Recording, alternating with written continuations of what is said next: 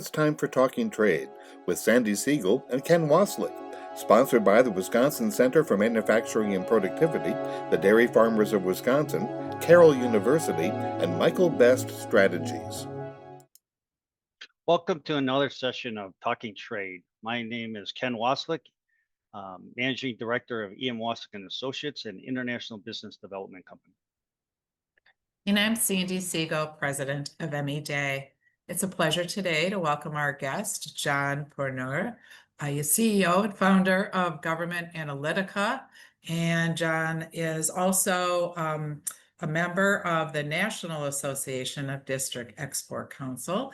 So kind of very well-rounded in numerous ways of helping being an advocate for trade and promoting trade. So very relevant and a pleasure to have you on the show, John. Thank you so much. Glad to be here. So obviously in your role in being an advocate for trade and working with importers, exporters, and people looking to get involved in trade, I've heard you emphasize the importance of exports and why exports matters. So talk to the audience a little bit about that, on how you continue. I'm sure there's people reluctant in today's environment to get into trade if they're not in, and how do you communicate that to people on the importance of exporting and why that's so essential to U.S. businesses? Well, thank you for having me. And I'll start by saying trade, global trade, and global production of goods and services, of course, is the engine that makes the economies of the world run.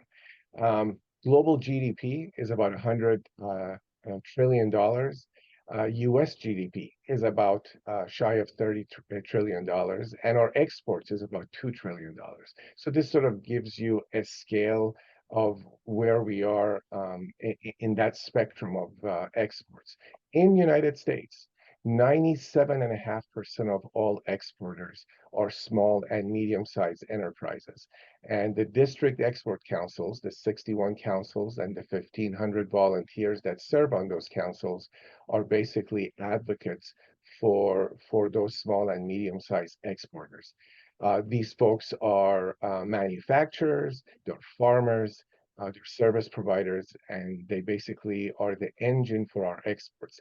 As we seek trade parity with other countries, we want to make sure we have a muscular trade promotion approach so that as the agreements that are forthcoming open new markets, reduce barriers to trade, that these folks can engage and take advantage and raise the level of exports we have. That's really our goal, to be able to help them navigate the new frameworks and the new trade policies that we have, and also be able to be their voice, to be able to communicate what makes them be more effective, more efficient, and have an impact on jobs, and ultimately creating that level of income that we need, the level of sales that we're going to have, and the trade parity that we seek to have.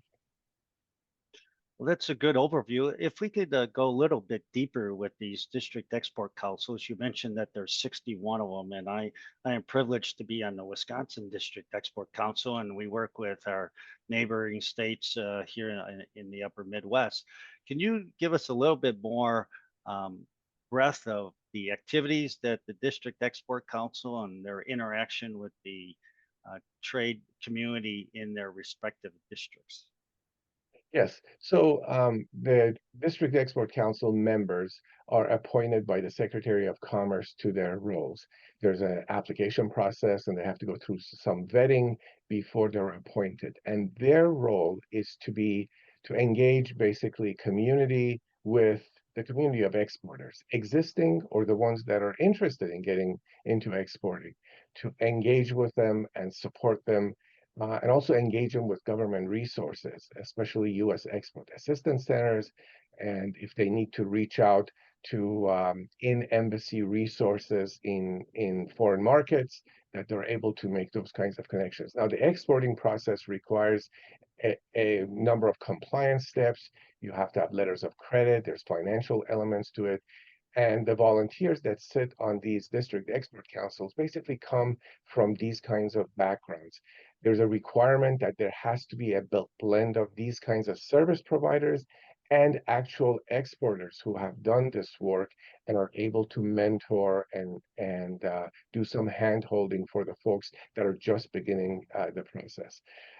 So there is no budget that is coming from the federal government to these organizations. They basically organize events, seminars, educate, etc., and are able to communicate to their um, constituents, basically folks that are in their state, what resources are available, and be able to give them the insights they need to be effective in those exports. So if anybody is interested in trade promotion and exporting, is able to volunteer their time and have an impact on their local community, I encourage you to reach out to the local U.S. Export Assistance Center and for the folks that generally maintain a list of individuals that are interested and can go through a selection process before they put them through the vetting that they need. Well, thanks for that, John. I know here in Wisconsin, we have networking events so we can get exporters to network and share stories, success stories, as well as some of the other negative stories.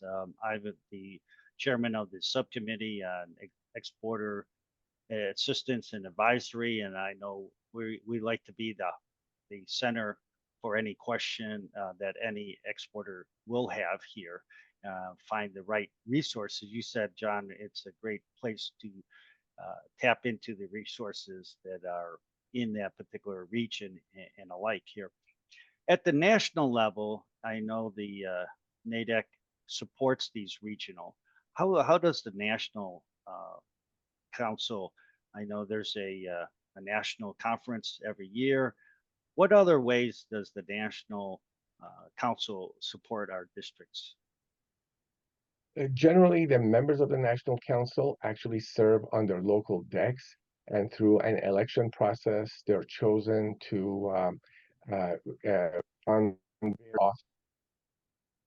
So there are each region, so that there is a way to gather information from local decks to a core group of individuals, 3 to 4 individuals that sit on the deck and are the voice of the community from that region of the country.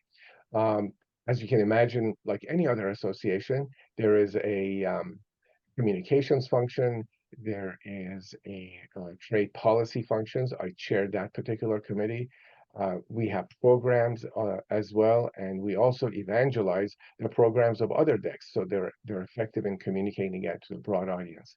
And those 1,500 people basically spread across all those decks, amplify that message, and then push that out into their community of exporters, so that they are able to plug in not only into the state programs that they're sponsoring, but also can be the beneficiary of the national programs that we have.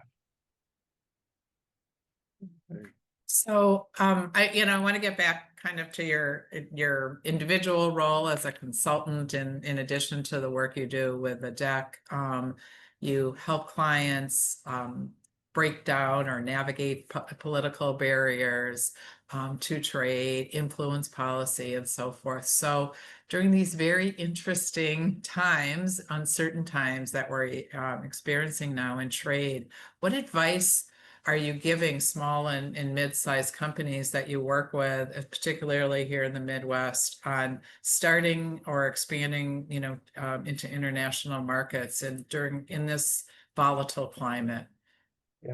Yeah, I would say I'm going to put this in perspective, first of all, by just citing some numbers. As I mentioned to you, global production of goods and services, a major component of which is trade, is at about $100 trillion. In 25 years, in 2050, the estimates are that that would be $225 trillion. So exports are only going to grow into the future. One of the mega trends that has dominated and will continue to dominate our trade interactions with the rest of the world is the fact that this fast growth is happening And many countries are putting a premium for access to their markets. Access premium can manifest itself in a variety of different ways, and national trade policy basically determines what those elements are. In case of United States, of course, we're seeing access premiums now established for our markets, but also in bilateral negotiations, what we're seeing is that trade barriers are also reduced from the other side. So one of the things we actually quite a bit focus on is how that reduction in trade barriers can have an impact on the small and medium-sized businesses as one by one we are settling down what the trade policy with other countries are going to be. So certainly putting a premium for access is one side of the coin, but also having a muscular trade promotion effort in the country is the other side. So you can increase that number and dollar amount for exports, basically. We know exports tend to be much more sustainable wages in a community. They're much more predictable and have durability and they're long lasting. I would say the challenge is to simplify the complexity of the trade regimes that are being established for companies that are existing traders or the ones that are new to trading. Um, I foresee this kind of shifts in trade policy to be with us for some time, simply because of the nature of how trade and investment is going to increase dramatically over the next few years. We see other countries putting a premium for access to their markets, manifesting itself in different ways, and the United States increasingly is doing the same.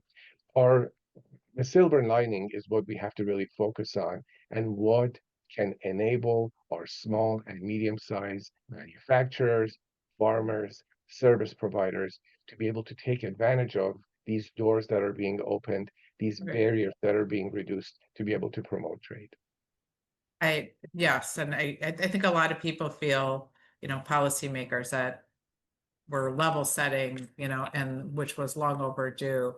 And there are some opportunities opening up. As someone in trade giving advice to clients, I find the biggest challenge is the uncertainty. And, you could give advice today, but, somewhat hold my breath in, but it could change tomorrow.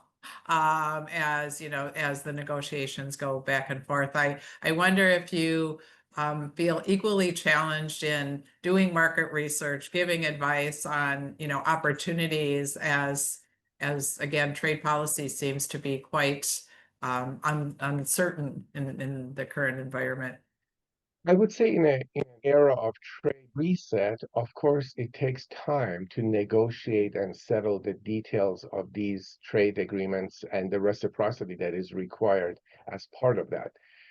Part of the slowness of the process is certainly because some of these elements have to be negotiated with agencies of U.S. government and the other governments. They may have to put that through their own statutory processes to be able to come back to the table with elements that they could not necessarily commit to on their own. So I think that my advice to my clients often is that they need to keep watching, prepare, strategize, and if there are openings that are assured and we can go forward with them, take advantage of those elements first. Preparation in getting into these markets is really important. It's important to realize, what are some of the openings that are being offered for trade access to certain elements of the market. For instance, farmers being able to export in markets where protectionist policies on the other side has not been allowing them to do that, or manufacturers and other providers are able to actually enter into markets that were not necessarily accessible to them before. But they can't just jump into the market. There's a sequence of elements we often speak to them about. Most people that are experts in the industry do that. You have to do market assessments. You have to figure out how you can find partnerships, distribution, supply chains, etc. Many of these things have to become key elements of that strategy. So just the fact that we are volatile here doesn't mean that you can prepare and create option 1, 2, and 3 and be ready to execute when you think the volatility has decreased and there's some degree of predictability going forward. Yeah, I think that's the key. Be ready, be nimble, and to take advantage as the doors open. Terrific. Well, we're out of time today, but thank you so much, Dr. John Pournoor, for joining us today. My Yeah, pleasure. thanks, Thank you John. for having me. Thanks, Ken. Thank you. You've been listening to Talking Trade with Sandi Siegel and Ken Wasylik, sponsored by the Wisconsin Center for Manufacturing and Productivity, Dairy Farmers of Wisconsin, Carroll University, and Michael Best Strategies.